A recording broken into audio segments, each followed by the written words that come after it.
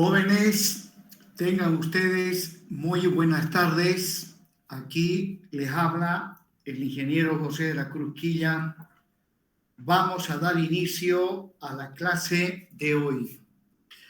Pero antes de ello voy a hacer el control de asistencia.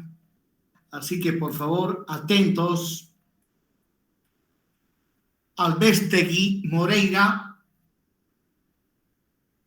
no vino. Ayala Gutiérrez también. Presente, ingeniero Ayala Gutiérrez. Áñez Zambrana. Presente, ingeniero. Muy bien. Kawasidi Garrón. Presente, ingeniero. Muy bien. Chuy Villegas. Presente, ingeniero. Yuquimia Pinedo Ivón. Presente, ingeniero. Muy bien. Corcos Díaz. Parece que ya no viene. Cuellar Justiniano. También. Cunurana Ocampo. No vino esta vez. Díaz Espinosa. Presente, ingeniero. Muy bien. Frances Colque. No, ya no viene. Gutiérrez Cabezas. Humérez Sequeiros. No vino. Ledesma García. Llaveta Flores. Presente, ingeniero. Muy bien. Méndez Guzmán, no hay nada. Mercado Arias, también. Nivada Ave. Presente. Iritaguari Justiniano. No vino. Quispe Arevilca. No hay. Rengifo Chaira. Presente, ingeniero. Muy bien. Reyes Fidal, Ronnie. No hay. Rivera Ustaris. Rodas Contreras. Rodas Romero. Sáenz Yucra. Presente, ingeniero. Muy bien. Sarabia Valverde Neil. No vino esta vez. Tarqui Copajira. No viene ya. Villegas tampoco viene. Zamora Carvajal. No vino esta vez. Bien. Total alumnos en el aula 11. Pero alguien acaba de ingresar. Muy bien. Sarabia Valverde.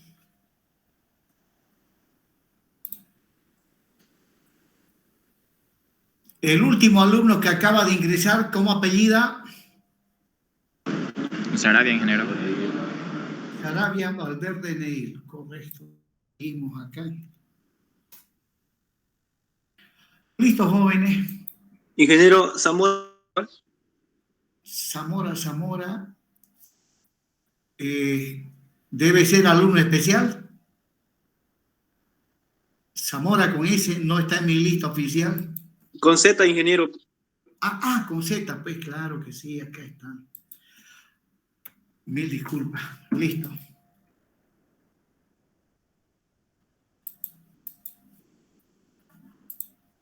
Bien, jóvenes. Bueno, hoy vamos a dar inicio a el último tema de la materia de CIP 209. Diseño de columnas o de soportes de hormigón armado.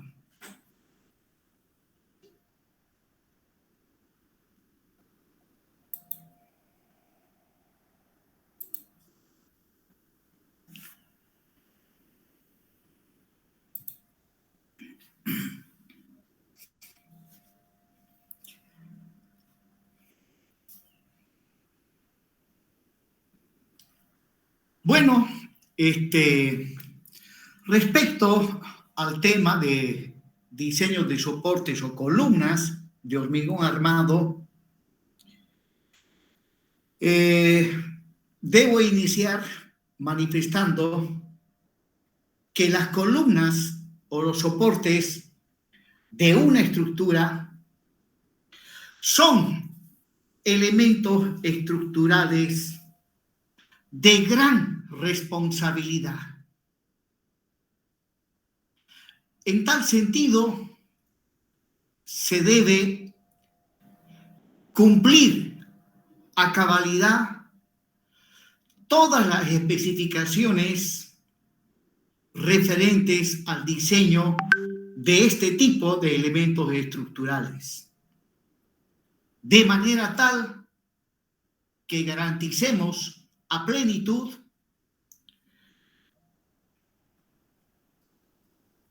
un comportamiento que garantice seguridad, resistencia y funcionalidad.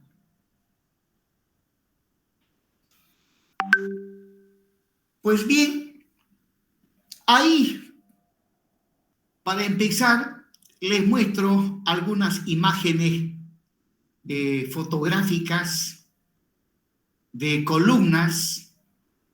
En este caso, son las columnas de planta baja de una edificación nueva. A simple vista se puede observar que son columnas de sección circular. Son columnas de sección circular.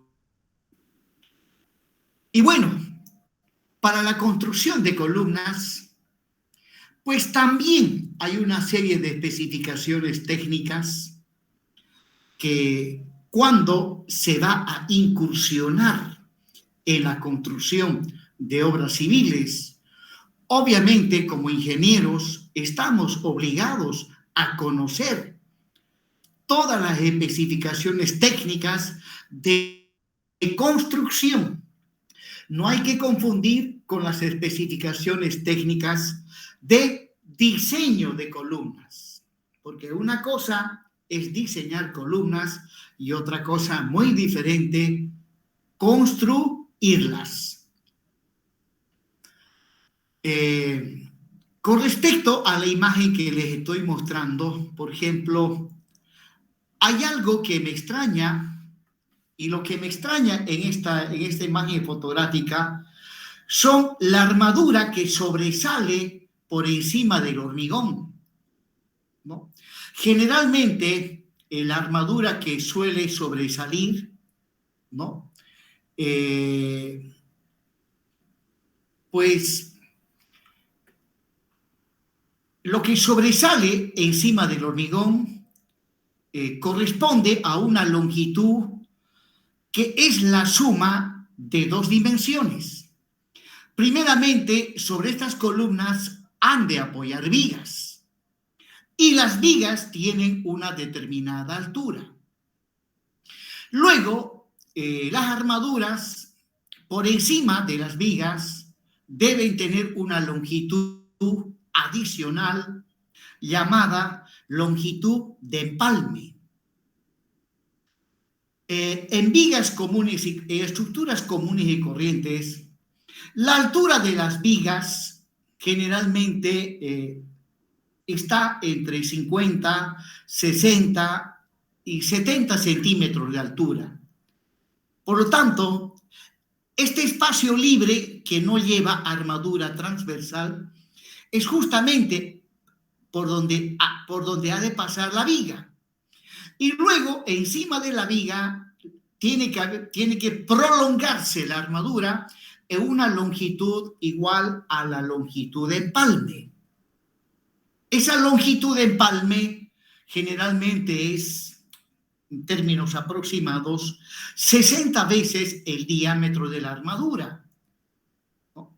Si la armadura es de 20 milímetros de diámetro, entonces estaríamos hablando de una longitud de empalme de 120 centímetros. Por lo tanto, 120 centímetros, que es el empalme, más supongamos 60 la viga, 120 más 60, estaríamos hablando de 180 centímetros que deberían sobresalir por encima de la columna las armaduras. En este caso, claramente se ve que la armadura que está sobresaliendo prácticamente está pensado en la armadura correspondiente a el hormigonado del segundo piso. Bueno, habrá alguna razón por la cual han dejado una armadura por encima de las columnas, una armadura cuya longitud en nuestro medio generalmente no se le da a las armaduras. Bueno, y ahí a la derecha pueden observar una columna de sección cuadrada. Y acá sí, observen la armadura que sobresale por encima de las columnas, ¿ya? Empezando del borde del hormigón hacia arriba, ahí va a venir la viga. Y por encima de la viga está la longitud de empalme de las armaduras. Acá sí, la longitud de las armaduras que está por encima del hormigón está de acuerdo a las normas y especificaciones que se manejan en nuestro medio. Pero esto de las especificaciones técnicas de construcción es un tema bastante amplio, donde la parte constructiva ustedes tendrían que verlo con bastante detalle. Hay una materia, si no me equivoco, que se llama construcción de edificios. No sé si hay esa materia. Ustedes me dicen si hay esa materia y cuál sería su sigla.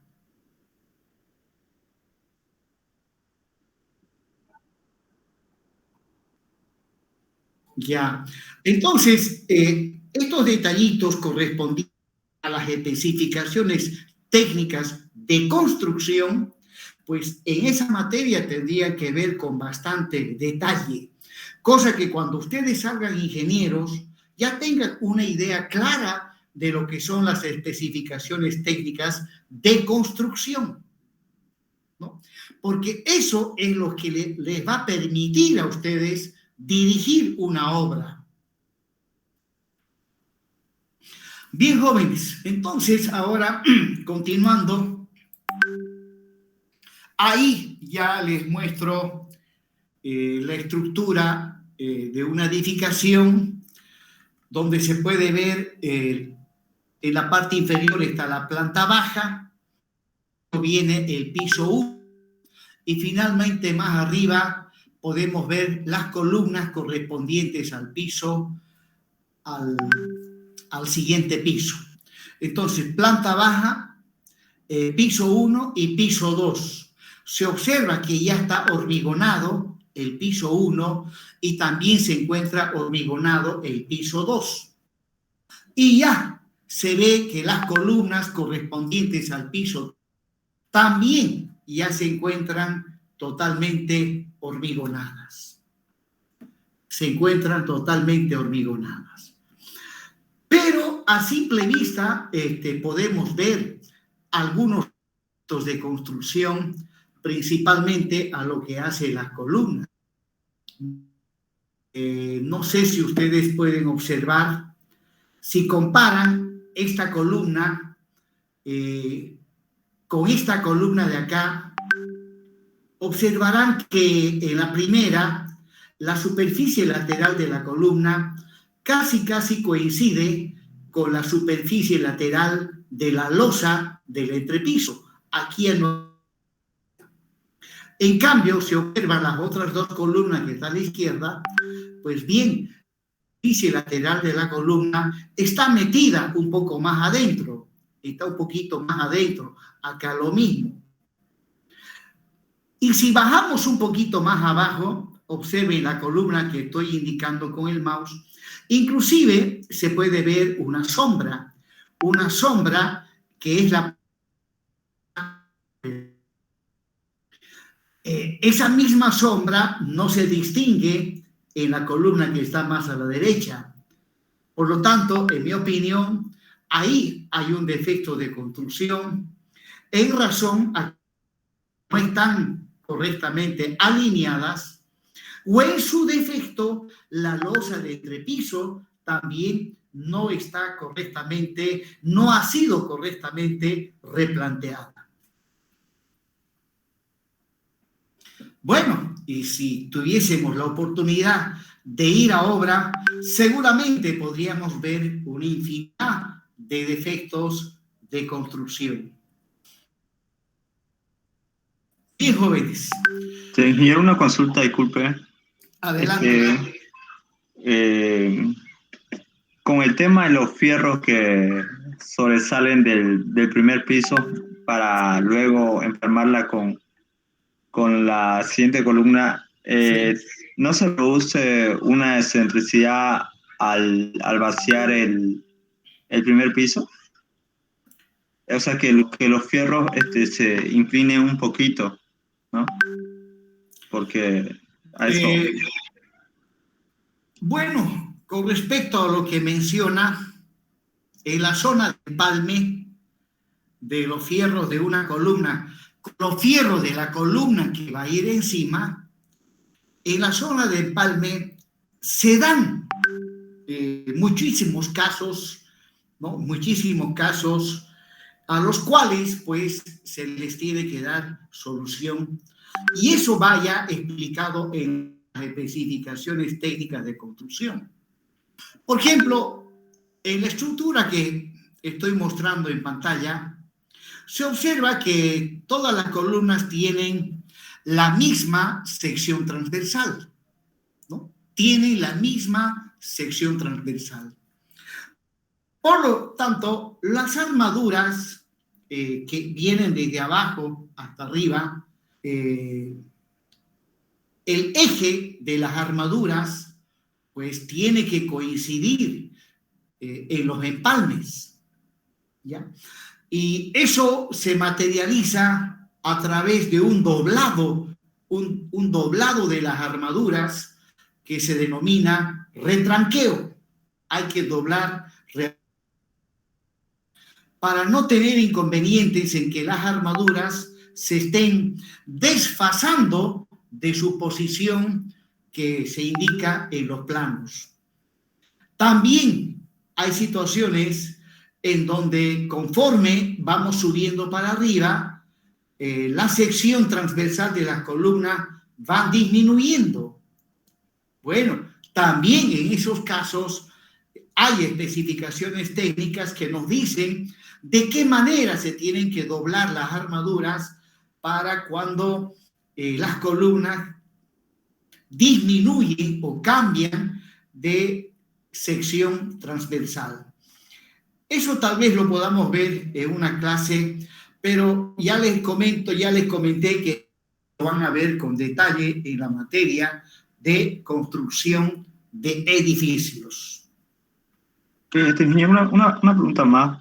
En el tema de replanteo y traslación de ejes de piso a piso, ¿cuál cree que usted sea la forma correcta? Es que he visto algunos videos y he visto muchos métodos y al final no supe cuál sería a la hora de para que las columnas estén bien rectas.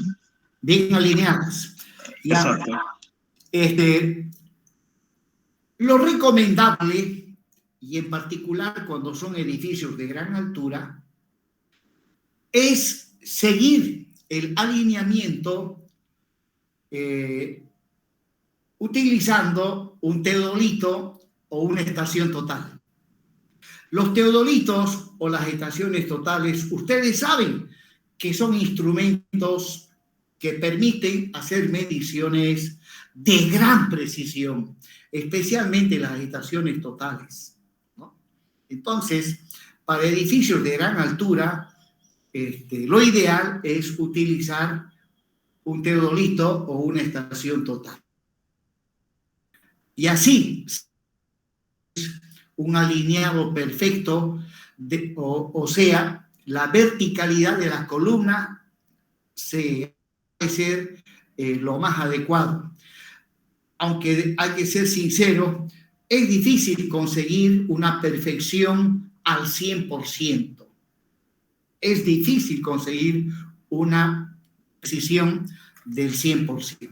Después, aparte de la estación total o de un teodolito, hay también otros sistemas de construcción para el control de la verticalidad de las columnas cuando se pasa de un piso a otro piso.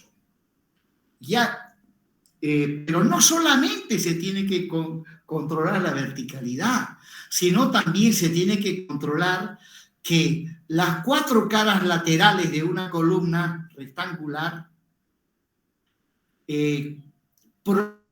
prolongándolas al siguiente piso, esas caras laterales también tienen que coincidir a plenitud. Posiblemente sea el trabajo de construcción más delicado. La verticalidad controlar, pero lo que les cuesta es que las caras laterales de las columnas estén contenidas en el mismo plano, ya que a veces cuando encofran las columnas y para asegurar esos encofrados,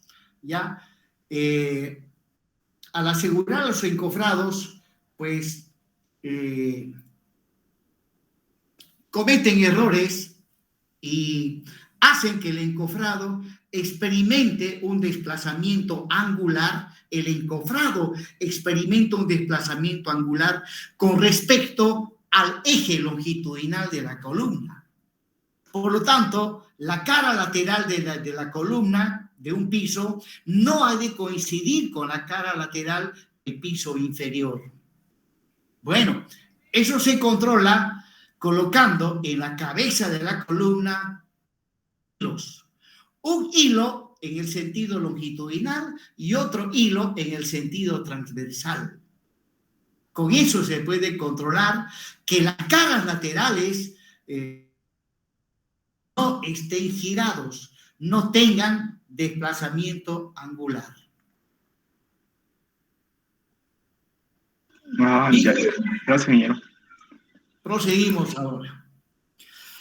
Bueno, resulta que en la actualidad, para el análisis y diseño de columnas, hay diferentes métodos. La norma americana así pregona 2 métodos.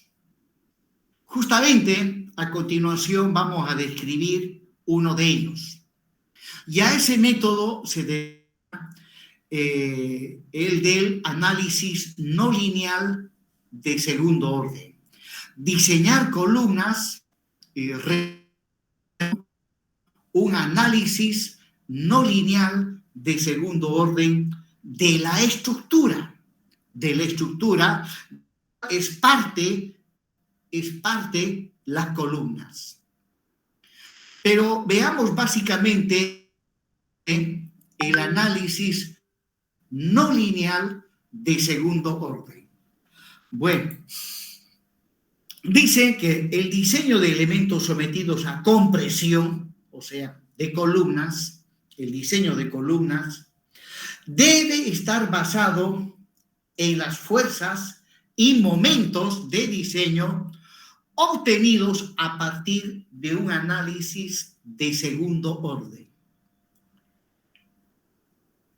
Bueno, ustedes desde isostática 1, isostática 2 y también en hiperestática hemos visto los métodos de análisis, los métodos para analizar estructuras. Esos métodos que hemos visto, que ustedes han visto en isostática y en hiperestática, son métodos de análisis de primer orden. Y bueno, allí en hiperestática vemos justamente dos métodos, el método de las fuerzas y el método de las deformaciones. Esos dos métodos justamente permiten efectuar el análisis de primer orden. Bueno, ¿y cuál es la diferencia entre un análisis de primer orden y un análisis de segundo orden? En los análisis de primer orden no se toma en cuenta las deformaciones que experimenta la estructura, ¿no? El modelo matemático que se utiliza para analizar ya las estructuras asume que las vigas son perfectamente horizontales, asume que las columnas son perfectamente verticales, y sobre esa base se hace el análisis de la estructura. O sea, se determinan los esfuerzos internos, momentos, cortantes, normales, y obviamente también las reacciones. Luego, una vez calculados los esfuerzos internos, determinar las deformaciones. A esas deformaciones se les denomina deformaciones de primer orden. Bueno, eso ustedes han visto en isostática y en hiperestática. Ahora, un análisis de segundo orden requiere de más trabajo. Básicamente, para conseguir un análisis de segundo orden, previamente tenemos que hacer un análisis de primer orden. O sea, analizar la estructura sin tomar en cuenta las deformaciones. Y analizar significa calcular reacciones y los esfuerzos internos, momentos cortantes, normales y torsones. Y luego, con todo eso, calculamos las deformaciones de la estructura, que se denominan deformaciones de primer orden. Luego, una vez conocidas las deformaciones de la estructura, se vuelve a analizar la estructura, pero esta vez tomando en cuenta las deformaciones. ¿Ya? Se vuelve a analizar la estructura tomando en cuenta las deformaciones. Obviamente, las deformaciones de primer orden. Bueno, a eso se denomina análisis de segundo orden. Y analizar por segunda vez la estructura, tomando en cuenta las deformaciones de primer orden, observaremos que las deformaciones se incrementan. Las deformaciones se incrementan. A ese incremento de las deformaciones, se les denomina deformaciones de segundo orden. Deformaciones de segundo orden. Pues bien, de esa manera, cuando hacemos un análisis de segundo orden, pues llegamos a obtener resultados que al contemplar las deformaciones, pues son resultados mucho más exactos que el de un análisis de primer orden.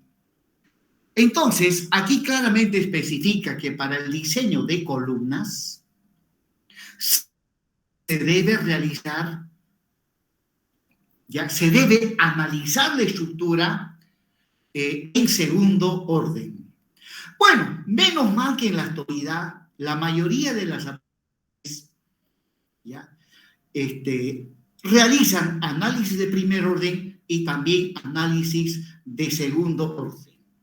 Por ejemplo, el CIPECAD sí realiza análisis de segundo orden, pero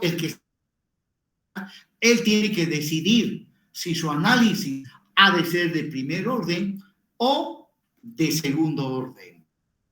Las normas recomiendan que cuando se va a analizar edificios, es obligatorio que se haga análisis de segundo orden. Bien, bueno, y además dice, además de realizar un análisis de segundo orden de la estructura, también se debe tomar en cuenta los siguientes fenómenos físicos. Hay que tomar en cuenta la no linealidad del material. ¿Qué significa esto? En resistencia de los materiales, ustedes aprendieron a diseñar, a calcular deformaciones, asumiendo que el material tiene un comportamiento lineal. O sea, que la estructura tiene un comportamiento elástico. La palabra lineal significa que se cumple la ley de Hooke. ¿Qué dice la ley de Hooke? Que la tensión es igual al módulo de elasticidad del material multiplicado por la deformación específica.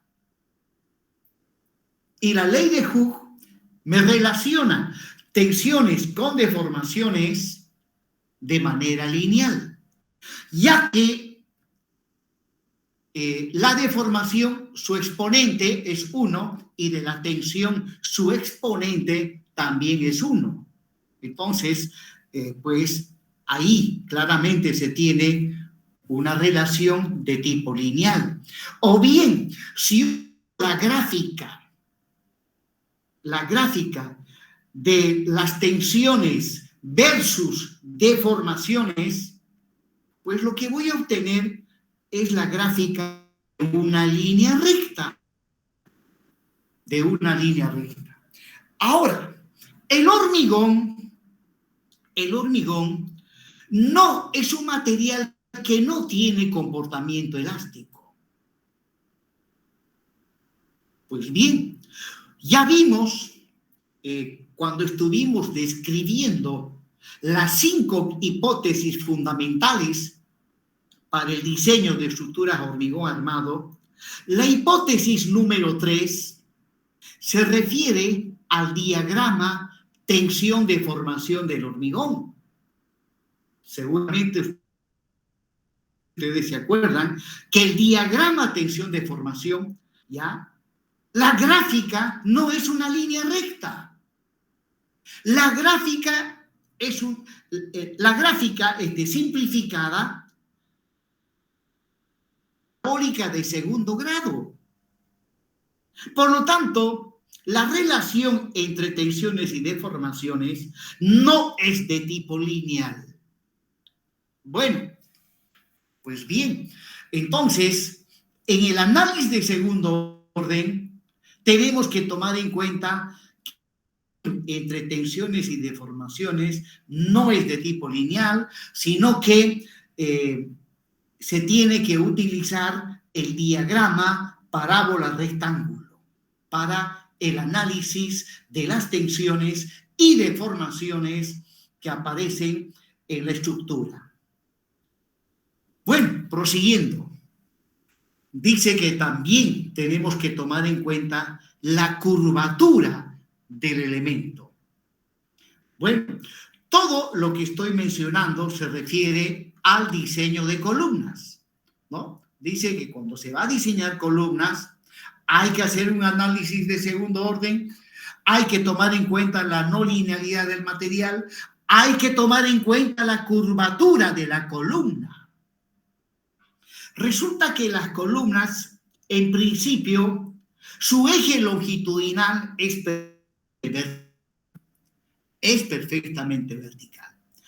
Pero cuando aplicamos cargas a una columna, pues ahí aparece el fenómeno de pandeo o fenómeno de inestabilidad elástica, donde, debido al pandeo, el eje longitudinal de la columna ya no es una línea recta, es una línea curva. Pues bien, acá dice que tenemos que tener la curvatura del elemento. O bien, a una columna no solamente le llegan fuerzas normales de compresión, a una columna también le llegan momentos flectores. Y los momentos flectores, pues, lo deforman a la columna como si fuese una viga. Y la deformada adquiere un cierto grado de curvatura. Pues esa curvatura se tiene que tomar en cuenta en el diseño y el análisis de columnas. Proseguimos. Dice que también tenemos que tomar en cuenta la deriva o desplazamiento lateral. Esto de la deriva o desplazamiento lateral se aplica a estructuras, edificios, qué sé yo, puede ser de 3 pisos, 4 pisos, 5 pisos, 10 pisos, donde debido a la presión del viento,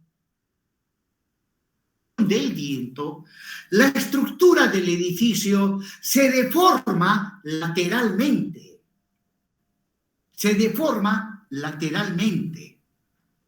Pues bien, o sea, en otras palabras, aparecen desplazamientos laterales debido principalmente a la presión del viento.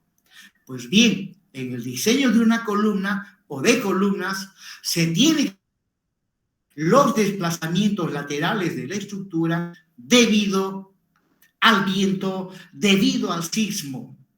Bueno, en vez de decir desplazamiento lateral, deriva.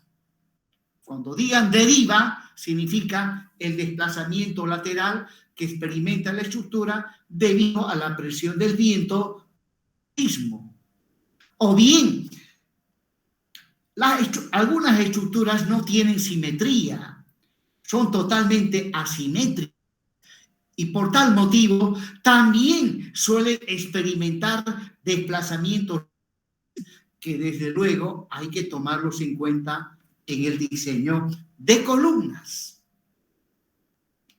Proseguimos. Luego también dice la duración de las cargas, o sea, el tiempo, durante qué tiempo están aplicadas las cargas. Pero, ¿qué tiene que ver esto del tiempo de aplicación de las cargas? Hay un tipo de cargas que se llaman cargas vivas o que también se las llama cargas variables. Generalmente las cargas vivas o cargas variables actúan durante un cierto tiempo y luego desaparecen. Por ejemplo, el peso de las personas. La presión debido al viento, ¿no? El viento actúa, qué sé yo, durante un día o durante medio día, pero después va la velocidad del viento, o bien inclusive el viento, y por ende la carga debido al viento también desaparece. O sea, me estoy refiriendo a las cargas variables o cargas vivas. Esas cargas actúan sobre una estructura, pero no de manera permanente.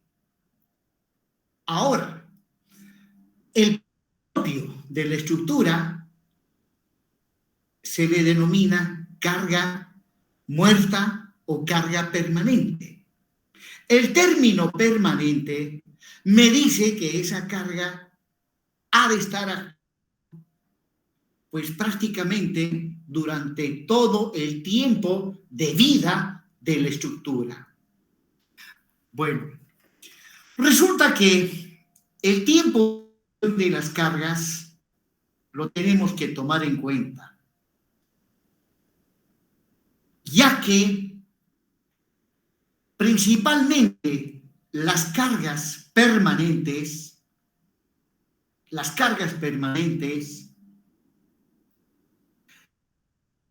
influyen de manera significativa en las deformaciones del hormigón. Hay un tipo de deformación del hormigón denominado deformación de fluencia del hormigón. Algunos lo conocen como deformaciones plásticas del hormigón. Pues bien, ese tema ustedes lo han tenido que ver con bastante detalle en tecnología del hormigón, ya que las deformaciones reológicas del hormigón, y entre las deformaciones reológicas está el fenómeno de fluencia del hormigón. Eso tendrían que haberlo visto ustedes en tecnología del hormigón. Si no lo han visto, pues ni modo, estudien por su cuenta. Porque si yo me pongo a explicarles reológicas del hormigón, pues implicaría que esta tecnología del hormigón y el tiempo para la materia de CIP 209 no alcanzaría. Bien, proseguimos, jóvenes. Ahí está bien. También en el diseño de columnas, justamente lo que mencionaba hace un momento, se tiene que tomar en cuenta la retracción y la fluencia lenta o flujo plástico del hormigón. Justamente la fluencia lenta, o sea, la deformación a largo, que también se denomina flujo plástico, realmente es debido a las cargas de larga duración. Y entre las cargas de larga duración está el peso propio de la estructura. Bueno, de repente alguien recuerda al cabo de qué tiempo se estabilizan las deformaciones de una estructura de hormigón armado. Me acuerdo. Después de 24 días. Después de 24. No. 28. No. 28 días. No. Miren, si yo termino de construir y supónganse que hoy he terminado de hormigonar el último piso. Terminé de hormigonar el último piso. Pues bien, el hormigón del último piso ha de llegar a su máxima resistencia al cabo de 28 días. Entonces, no confundan, ¿no?, a los cuantos días el hormigón alcanza su máxima resistencia. Es a los 28 días. Mi pregunta es, ¿al cabo de qué tiempo las deformaciones que experimenta la estructura se estabilizan?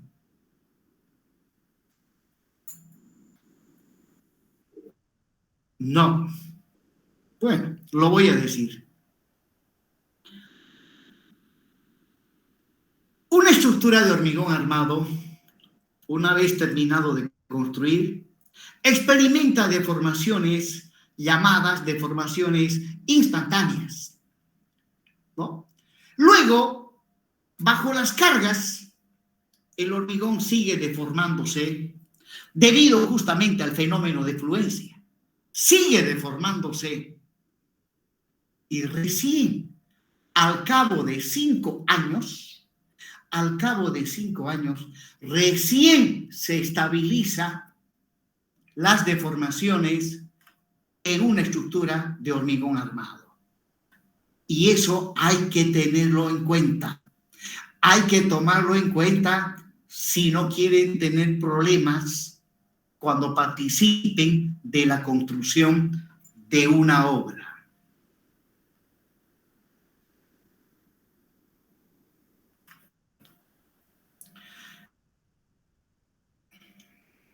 Actualmente existe la tendencia a construir un edificio en el menor tiempo posible. Construir en el menor tiempo posible. ¿Qué significa eso? Por ejemplo, donde yo trabajo, hormigonamos cada piso cada 10. Hormigonamos cada losa cada 10 días. O sea, no.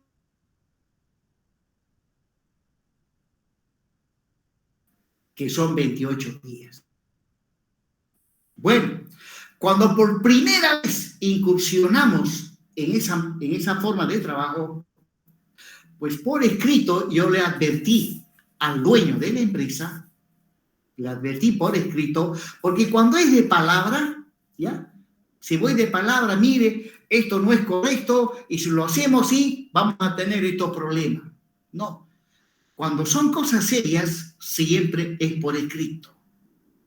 Porque el ser humano no es perfecto, no es ético. Cuando es de palabra y ocurre algún problema, ¿no? Y usted le dice, pero yo le advertí. ¿Sabe qué contestan? ¿Cuándo usted me advirtió? ¿Cuándo? Su obligación era que esto salga bien y ahora fíjese, se está fisurando esto. Pero si yo le advertí, no señor, usted nunca me dijo nada. Mire, así somos los seres humanos. Por eso, en obra, todo por escrito. Hasta lo que respiran, por escrito. Así se van a evitar de problemas. Porque construir obras es un trabajo de gran responsabilidad, ¿no? Se invierte dinero y no poco dinero. Entonces, esa inversión hay que cuidar. Bien, jóvenes, continuando.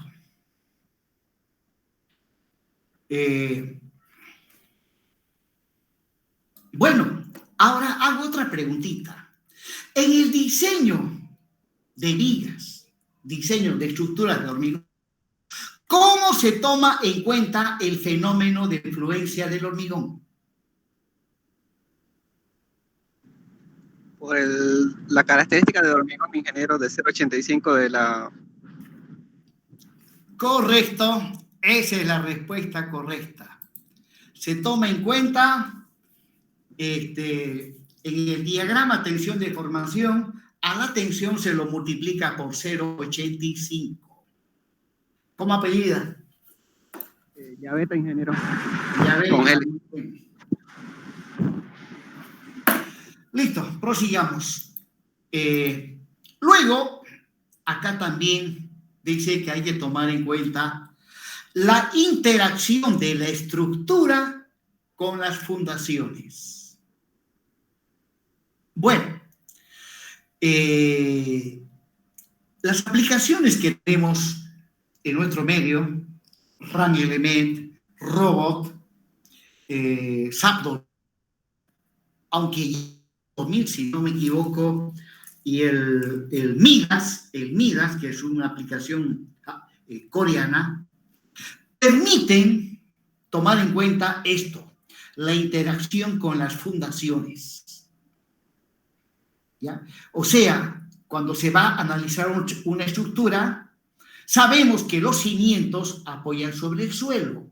A partir de un cierto nivel, las fundaciones apoyan sobre el suelo. Pues hay aplicaciones donde para el diseño de fundaciones le tenemos que decir qué es lo que hay debajo de la... Hay suelo, pero le tenemos que decir las características del suelo. ¿Cuántos estratos de suelo? ¿Qué tipo de suelo? Arcilla, limo, aunque hay una clasificación para clasificar los suelos, ¿no? O sea, hay que utilizar esa clasificación. Luego, dar información sobre el coeficiente de cohesión, el coeficiente de fricción y otros parámetros correspondientes a a la geotecnia, como por ejemplo los coeficientes de tercera, la resistencia al corte del suelo. Toda esa información le tenemos que dar al programa. O sea, las aplicaciones se van haciendo cada vez más complejas, más sofisticadas. De ahí que los ingenieros en la actualidad, pues tenemos que estudiar mucho más si queremos utilizar esas aplicaciones. En cambio, cuando yo salí ingeniero, allá por el año 1984, en ese entonces, pues había también algunas aplicaciones muy sencillas, muy elementales. No eran tan excesivamente complejas. Es más, esas aplicaciones no hacían análisis de primer orden. Todo se funcionaba con análisis de primer orden. Pero obviamente en esos tiempos los coeficientes de seguridad también eran de mayor magnitud.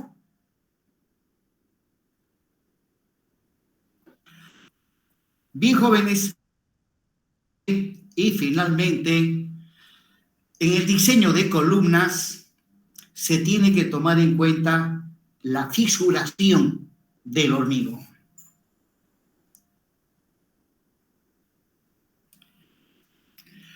Hay que tomar en cuenta la fisuración del hormigón. Pues bien, tanto en vigas como en columnas, en losas o en cualquier elemento de hormigón armado, lamentablemente hay fisuras, ¿no? En principio, las fisuras aparecen debido al fenómeno de retracción y temperatura. Aparecen fisuras que generalmente no son visibles a simple vista. Pero cuando un elemento estructural se fisura, una viga o una columna o una losa se fisura, entonces cambia su sección, ya que al fisurarse una parte de la sección transversal, la parte que está fisurada, pues ya no interviene en la resistencia del hormigón. Ahora, un parámetro geométrico que se utiliza en los análisis es el momento de inercia de la sección transversal.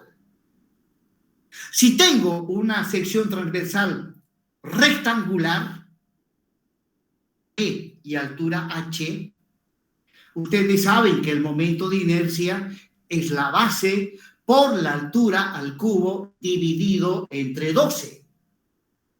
Bueno, esa formulita tiene validez siempre y cuando no se tenga fisuras. Ahora, si se fisura, como normalmente sucede, entonces esa fórmula ya no tiene validez. De ahí que en el análisis y diseño de columnas, y no solo de columnas, sino también de vigas, obviamente hay que tomar en cuenta la fisuración del hormigón, ya que debido a las fisuras disminuyen las dimensiones de la sección transversal, principalmente el momento de inercia a flexión, disminuye el momento de inercia a torsión. Bueno, hay que tomarlo en cuenta. Más adelante vamos a ver cómo se toma en cuenta la fisuración del hormigón en columnas.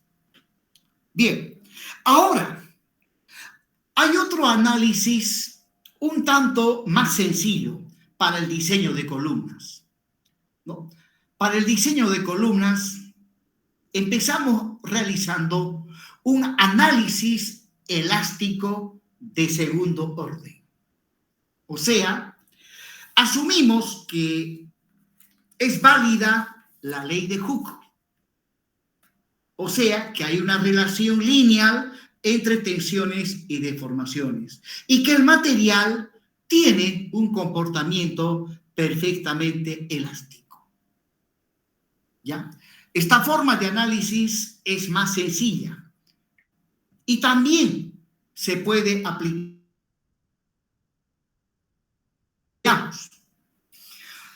Dice que el diseño de elementos sometidos, el diseño de columnas, debe estar basado en las fuerzas y momentos de diseño obtenido a partir de un análisis de segundo orden.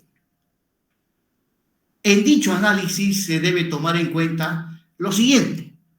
Se debe tomar en cuenta, ¿ya?, las propiedades de la sección transversal determinadas tomando en cuenta la fluencia lenta debido a las cargas axiales, y se debe tomar en cuenta la fisuración del hormigón. Observarán que aquí no pide tomar en cuenta la curvatura, no pide tomar en cuenta la relación no lineal del material entre tensiones y deformaciones. Solamente pide tomar en cuenta el fenómeno de fluencia axiales y la fisuración del hormigón y los efectos debido a las cargas de larga duración, o sea, el efecto principalmente debido a las cargas permanentes, que ellas influyen mucho en el fenómeno de fluencia del hormigón.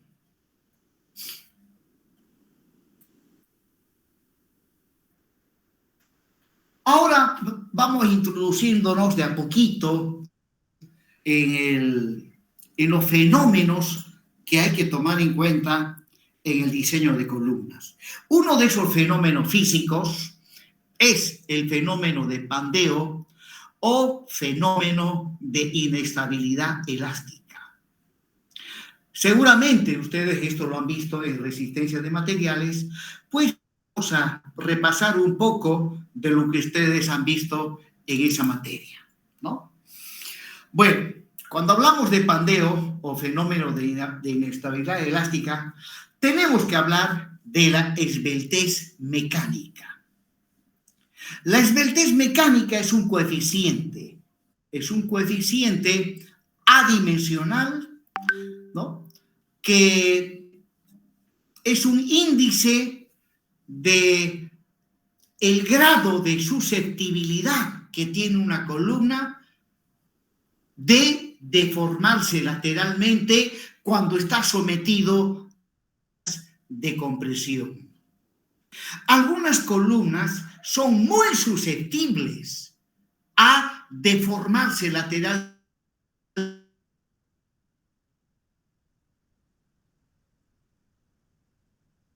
En cambio, hay otras columnas que cuando le hacemos llegar una carga de compresión, no pasa nada, no se deforma lateralmente, o sea, no entran en pandeo.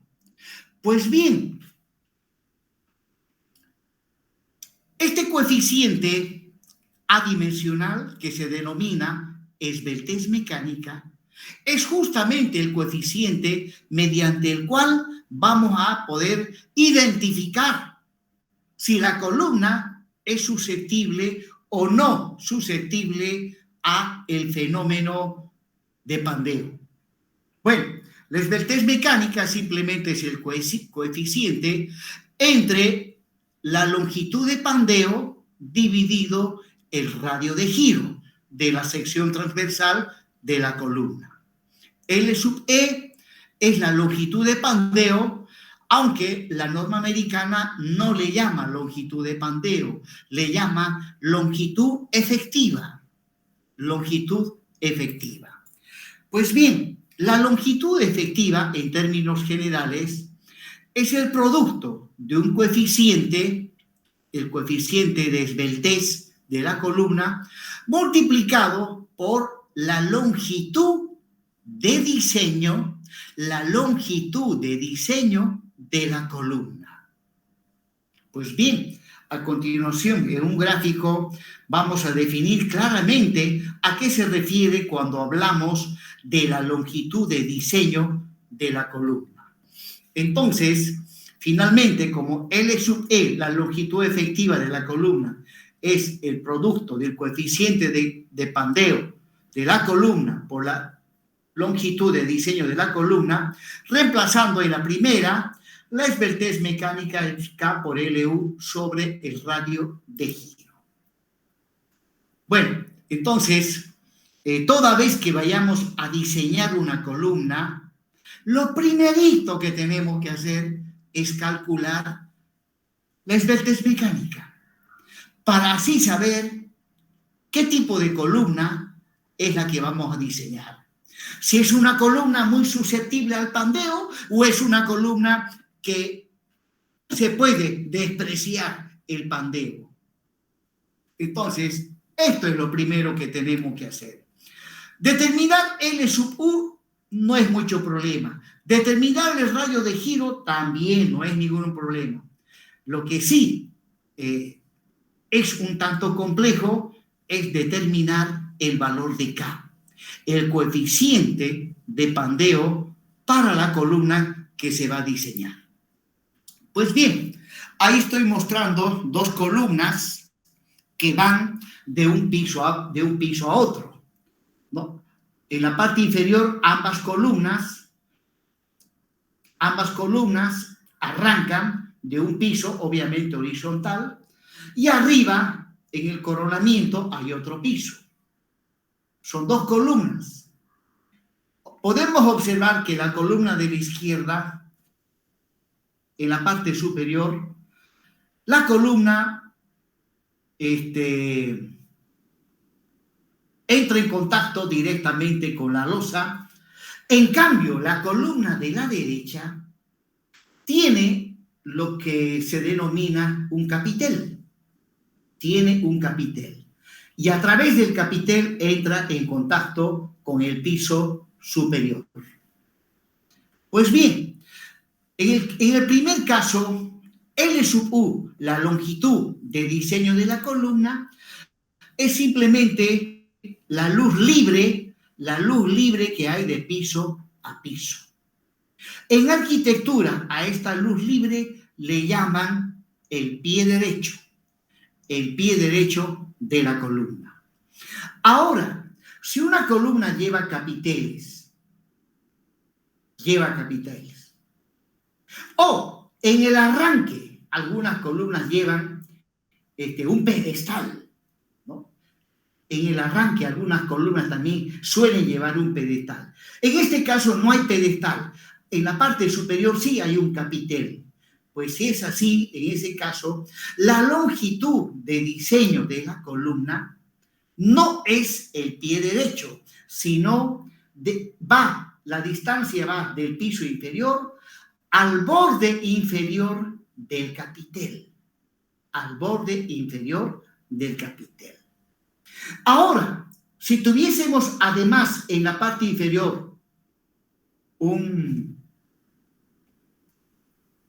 ¿qué dije hace un momento? ¿Me van a disculpar? No, el de arriba se llama capitel. Pedestal. Un pedestal, ¿ya? Si tuviésemos un pedestal abajo, entonces LU es la distancia libre entre el pedestal y el capitel. Bueno, ese detallito pues tendré que adicionarlo a futuro. Bien, ahora recordemos algunos casos particulares que ustedes han visto en resistencia de los materiales. Para el caso de columnas que se encuentran articuladas en sus extremos y sometidos, desde luego, a una fuerza normal de compresión. Pues bien, normalmente hay columnas que articuladas, que al someterlas a compresión entran en pandeo. O sea, el eje longitudinal, que inicialmente es rectilíneo y vertical, se deforma lateralmente. Se deforma lateralmente. Y de esa manera aparece la columna, presenta una curvatura. Una curvatura, pues bien, en estos casos, el coeficiente de pandeo K, tiene un valor unitario. Por lo tanto, si K vale 1, entonces, pues, la longitud efectiva o la longitud de pandeo es igual a la longitud de diseño. Luego, vamos a este otro caso. Para una columna empotrada articulada. Bueno, si a una columna articulada le hacemos llegar una fuerza normal de compresión, pues se ha de deformar lateralmente. Y ahí está la deformada para una columna empotrada articulada. La característica de este tipo de columnas es que la deformada presenta un punto de inflexión. Un punto de inflexión. Pues bien, en este caso, el coeficiente K, el coeficiente de pandeo, vale 0,7. 0,7. Por lo tanto, la longitud efectiva o longitud de pandeo es 0,7 la longitud de diseño. En este gráfico último, la longitud de pandeo llegaría a ser la distancia del punto de inflexión, la distancia que hay del punto de inflexión a el nudo articulado A. Eso es 0,7 de L. Y del punto de inflexión para abajo sería 0,3 de L sub U. Vamos al otro caso. Una columna empotrada. En estos casos, cuando la columna entra en pandeo, se deforma lateralmente y en este caso se presentan dos puntos de inflexión. ¿Ya? La distancia interna entre puntos de inflexión, ¿ya?, es si la columna tiene una longitud L sub U, la distancia interna entre puntos de inflexión es 0,5 de L sub U. O sea, el coeficiente de pandeo vale 0,5 en estos casos y por lo tanto la longitud efectiva es 0,5 de L sub U. Y finalmente, si tuviésemos una columna empotrada y libre y le hacemos llegar una fuerza normal de compresión, y la columna pandea, pues se ha de deformar lateralmente de esa manera. Y en estos casos el coeficiente de pandeo vale 2. O sea, la longitud efectiva es 2 veces L sub U. Bueno, estos casos lo han visto ustedes en resistencia de los materiales. Y bueno, como conclusión, ahí les estoy mostrando una columna empotrada en su extremo inferior y en el extremo superior lleva un apoyo guiado. Un apoyo guiado. Un apoyo guiado en realidad es un apoyo empotrado, pero que permite que el extremo superior se desplace lateralmente.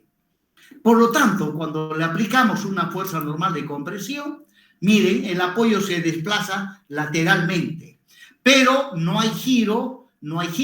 ¿Por qué? Porque es un apoyo empotrado. Pues bien, este tipo de apoyo presenta un punto de inflexión y el coeficiente K, en este caso, también vale 0,5. Por lo tanto, la longitud de pandeo, longitud efectiva, es 0,5 la longitud de diseño de la columna. Entonces, es importante distinguir lo que es la longitud de diseño y la longitud de pandeo, o como le llama la norma americana, le llama longitud efectiva. de una vez debería llamarle longitud de pandeo, porque así uno se da cuenta, ¿no? Porque hablando de longitud efectiva, en la norma americana hay longitud efectiva en columnas, hay longitud efectiva en muros de contención, hay longitud efectiva inclusive en vigas de sección T hay longitud efectiva, ¿no? Pero cuando se trata de columnas, habría nomás que llamarle longitud de pandeo. Bueno, pero así está la norma americana. Bueno, y en conclusión, ¿no? Los coeficientes, el coeficiente de pandeo K, en el primer caso vale 1, en el segundo vale 0,7, en el tercero vale 0,5, en el cuarto vale 2. Bueno, en resumen, ¿de qué depende este coeficiente? ¿De qué depende el coeficiente K?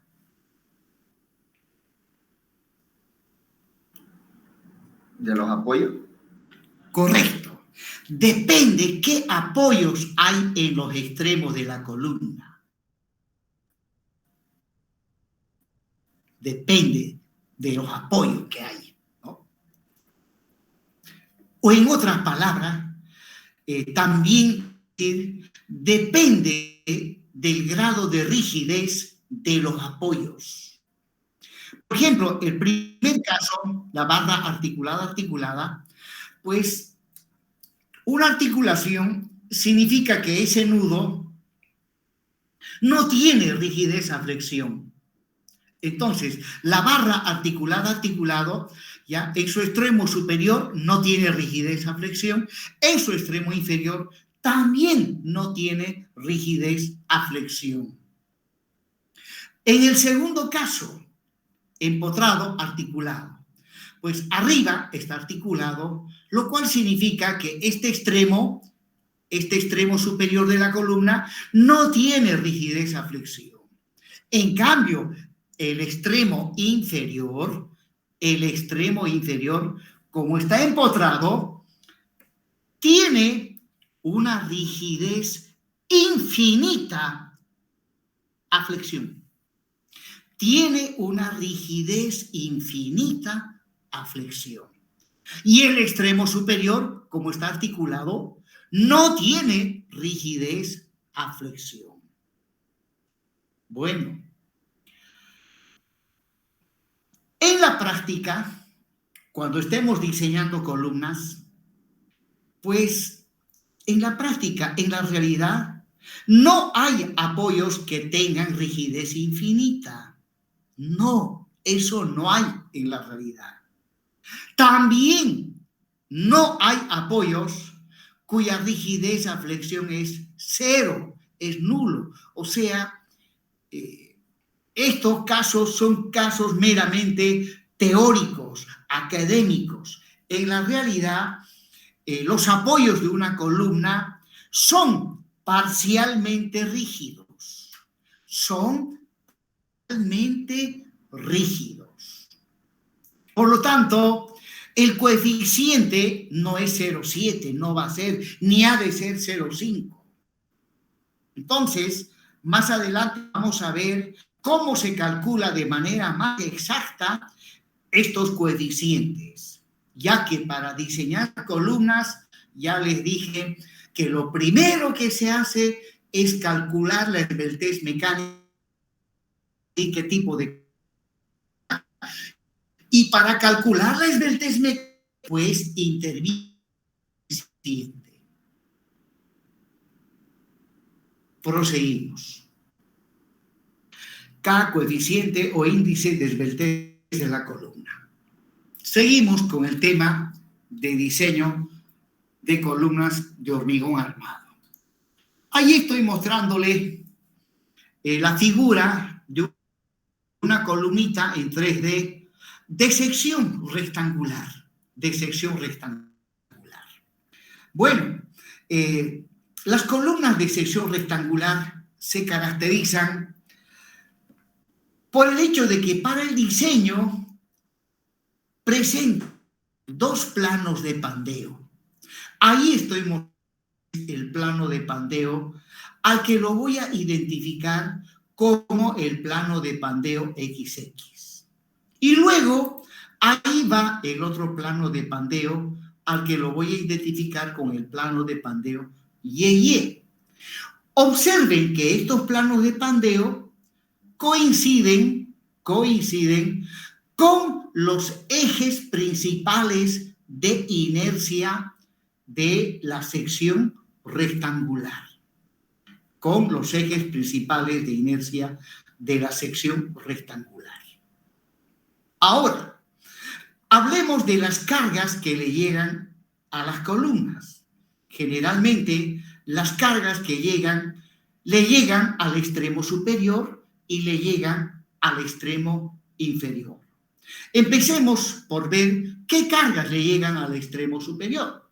Bueno, como es una columna, sí o sí le va a llegar un esfuerzo normal de compresión, donde la norma americana usa esta nomenclatura, P sub U. Nosotros ya estuvimos habituados a llamarle N sub U, pero vamos a seguir nomás con la nomenclatura de la ACI, le llama P sub U. Ahora, a esta carga normal de compresión generalmente le acompañan momentos flectores. Vamos a tener un momento flector en la dirección del plano de pandeo XX y otro momento flector en la dirección del plano de pandeo Ye-Ye. Eso es lo que generalmente le llega a una columna en su extremo superior. De manera similar, también observaremos que en el extremo inferior vamos a tener una carga de compresión, P sub U', un momento flector en la dirección del plano de pandeo XX y otro momento flector en la dirección del plano de pandeo Ye-Ye. Aquí les estoy mostrando el caso más general. Y por lo tanto, si una columna está sometida a una fuerza normal de compresión más dos momentos, entonces esa columna estará trabajando a compresión compuesta oblicua o flexión compuesta oblicua. Cuando hay dos momentos y un normal, es compresión compuesta oblicua o flexión compuesta oblicua. Ahora, no siempre va a haber dos momentos. En algunos casos se presenta un solo momento. Entonces, si hay un solo momento, estaremos en un caso de flexión compuesta o compresión compuesta. Bien, pues bien, para esa columna, los datos que yo necesito son justamente estas solicitaciones, el normal, los momentos en el extremo superior y el normal y los momentos en el extremo inferior. Luego, pues como ya mencioné anteriormente, habrá que calcular la esbeltez mecánica para así definir qué tipo de columna es la que se va a diseñar. Bueno, y hablando de la esbeltez mecánica, como las columnas de sección rectangular presentan dos planos de pandeo, resulta que tenemos que analizar y diseñar para cada plano de pandeo de manera independiente. O sea, tengo que hacer un diseño para el plano de pandeo Ye-Ye. Y de esa manera voy a obtener una armadura. Luego tengo que hacer otro diseño para el plano de pandeo XX. Y voy a obtener otra armadura. Comparando las armaduras para el plano Ye-Ye con la armadura plano XX, la solución es la mayor armadura, la mayor. Resulta que con esto se calcula la esbeltez mecánica, pero el plano X tengo que calcular la esbeltez mecánica correspondiente a ese plano. el cual ha de ser igual al coeficiente de rigidez correspondiente a ese plano por la longitud de diseño de la columna, dividido el radio de giro correspondiente a ese plano. Luego, cuando vaya a diseñar para el plano YY, calculo la esbeltez mecánica correspondiente a ese plano. Y por lo tanto, voy a necesitar el coeficiente de pandeo o de rigidez para el plano YY y el radio de giro para ese plano. Bueno, a no ser que mi columna fuese de sección cuadrada. Si mi columna fuese de sección cuadrada, no necesito hago un solo cálculo para determinar ya que para una sección el radio de giro para el plano X ha de ser el mismo para... Bien, prosiguiendo, jóvenes. Pues bien, a continuación vamos a ver la clasificación de las columnas y esta clasificación de la esbeltez mecánica que estuve describiendo hace. Entonces, habiendo calculado la esbeltez mecánica, se presentan los siguientes casos. ¿No? Por un lado tenemos las columnas intraslacionales y por otro lado están las columnas lacionales. Pues bien, mencioné hace un momento que debido al viento, la estructura de un edificio se deforma lateralmente. Repito, la estructura de un edificio, debido a la presión del viento, la estructura se deforma lateralmente. Pues bien, eso es inevitable. Ahora, cuando esas deformaciones laterales, que también se denominan derivas, si las deformaciones laterales son pequeñitas, pues no las tomamos en cuenta. Cuando las deformaciones laterales que experimenta una estructura debido al viento son muy pequeñas, no lo tomamos en cuenta. Y por lo tanto, a esa estructura, a la estructura de ese edificio, las deformaciones laterales se pueden despreciar. Translacional, o también se la llama estructura desplazable. Ahora, el otro caso, estructura translacional. En nacionales, desear las deformaciones que experimenta la estructura debido a la presión del viento, del sismo, sí o sí se tiene que tomar en cuenta las.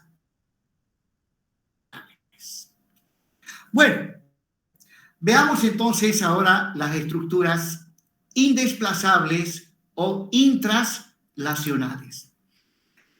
Pues bien, en cuanto a las estructuras intraslacionales, por un lado están las columnas cortas, donde para las columnas cortas la esbeltez mecánica es menor a 34 menos 12, y esto multiplicado entre paréntesis entre M1 dividido M2. ¿Qué es M1 y M2? Bueno, más adelante lo explico en detalle, pero adelanto algo. En la anterior diapositiva les mostré de sección rectangular.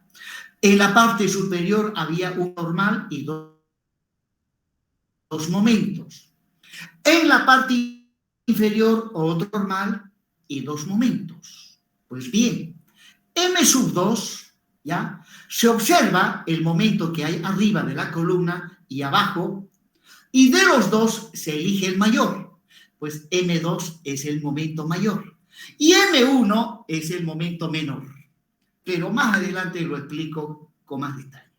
Lo que sí tenemos que hacer hincapié acá, que en el caso de columnas cortas, la esbeltez siempre es menor a el valor que se evalúa mediante esta fórmula. 34 menos 12 M1 sobre M2. Por ejemplo, si a una columna le llega solamente esfuerzo normal de compresión y no hay momentos, entonces M1 y M2 se hacen cero, no intervienen. Y me quedaría solamente el 34.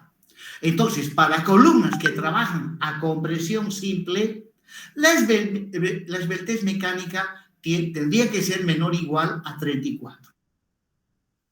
Continuando. Luego tenemos las columnas medianamente esbeltas. Pero antes de ello, en columnas cortas se desprecia los efectos del pandeo. O en otras palabras, en columnas cortas no se toma en cuenta el fenómeno de pandeo. Ahora, las columnas medianamente esbeltas. Pues bien, una vez calculado la esbeltez mecánica, que es K por LU sobre R, si la esbeltez mecánica K, LU sobre R está entre 40 y 100, significa que estamos en presencia de una columna medianamente esbelta. Y en el caso de columnas medianamente esbeltas, sí hay que tomar en cuenta el pandeo. Tomar en cuenta el pandeo es una cosa muy compleja, complejísima. Sin embargo, cuando se trata de columnas medianamente esbeltas, vamos a tomar en cuenta el pandeo, pero de una manera simplificada. Ya que si queremos analizar a profundidad el fenómeno de pandeo, ya les dije, es un tema muy complejo. Luego vienen las columnas esbeltas. Bueno, ¿cuándo una columna es esbelta? Cuando la esbeltez mecánica es mayor a 100 y menor o igual a 200. Pues bien, si se va a diseñar una columna esbelta, acá, obviamente que se tiene que tomar en cuenta el pandeo, pero hay que hacer un análisis minucioso del pandeo. Ya no podemos analizar el pandeo de manera simplificada, ¿no? Las columnas esbeltas se toma en cuenta el pandeo, pero el pandeo se tiene que analizar a profundidad y es bastante complejo. Y finalmente tenemos las columnas muy esbeltas. ¿Cuándo una columna es muy esbelta? Cuando la esbeltez mecánica es mayor a 200. Bueno, aquí también el fenómeno de pandeo se tiene que estudiar con mucho detenimiento. Pero recomiendan no columnas muy esbeltas, porque son muy sensibles al pandeo.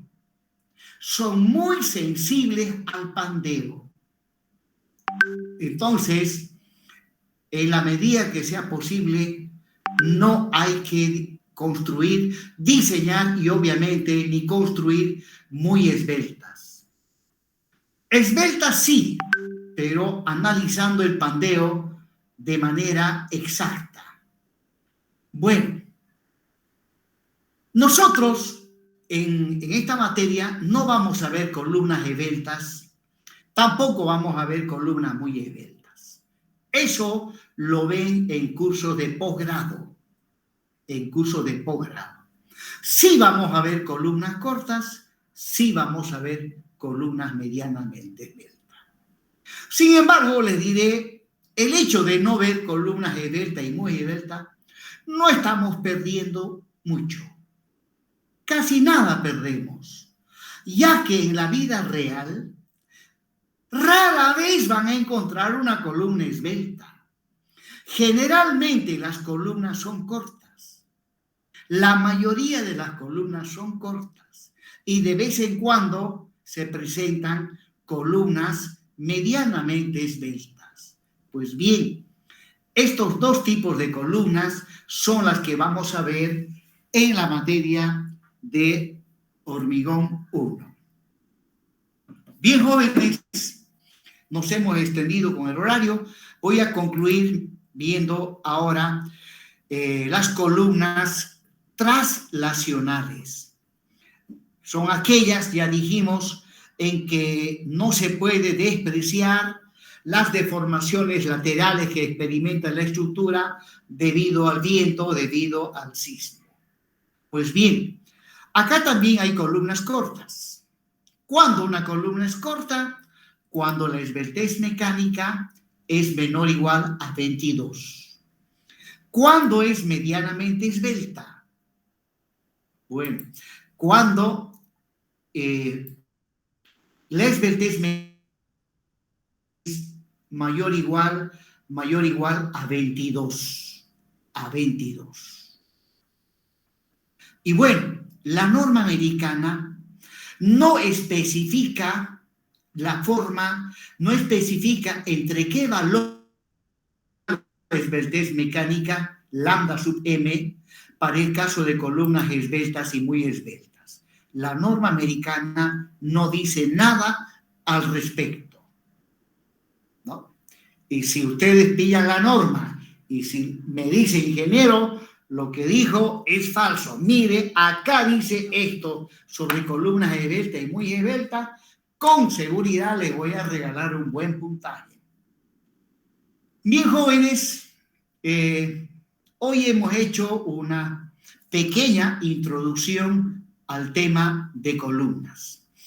Y les recomiendo que agarren el McCormack o el Nilsson y vayan leyendo la teoría. Es importante leer la teoría, conceptos, definiciones, lo capacitan a uno para poder entender los problemas y así poderlos resolver.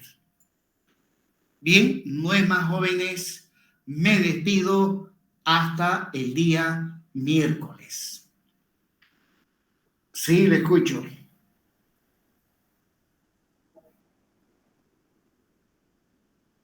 Ya, adelante.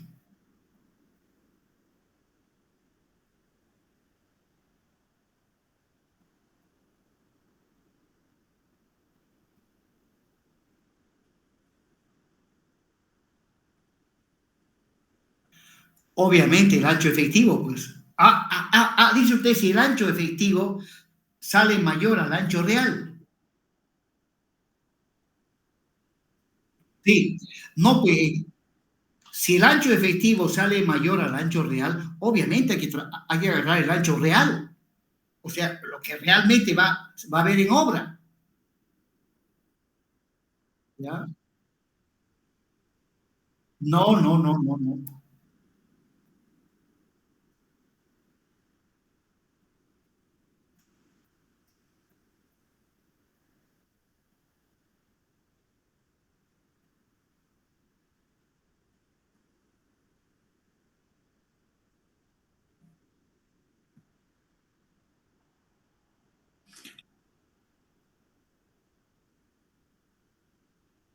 Sí, sí, correcto.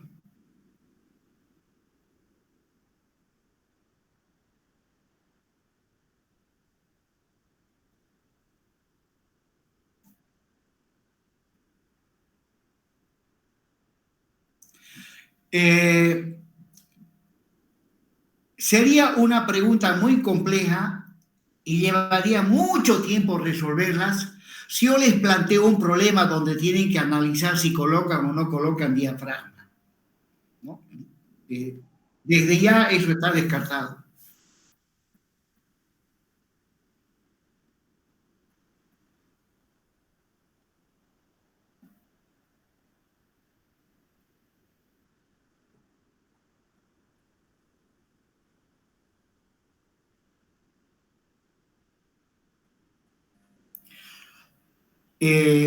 La armadura se distribuye en el ancho efectivo, pero la sección se tiene que dibujar con el ancho real.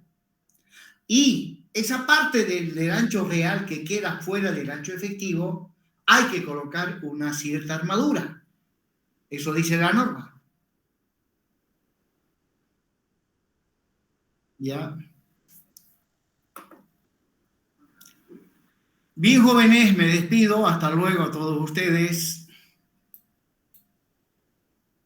Hasta luego, hasta luego.